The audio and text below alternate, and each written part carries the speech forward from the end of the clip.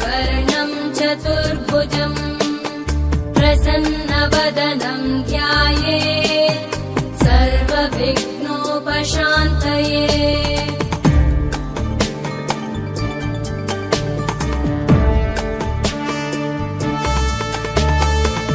शान्ताकारं भुजगशयनं पद्मनाभं सुरेशम् विश्वाधारं गगनसदृशं मेघवर्णं शुभाङ्गम् लक्ष्मीकान्तं कमलनयनं योगिभिर्ध्यानगम्यम्